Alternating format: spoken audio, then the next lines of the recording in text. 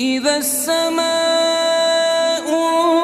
انفطرت وإذا الكواكب انتثرت وإذا البحار فجرت وإذا القبور بعثرت علمت نفس ما قدمت وأخرت. يا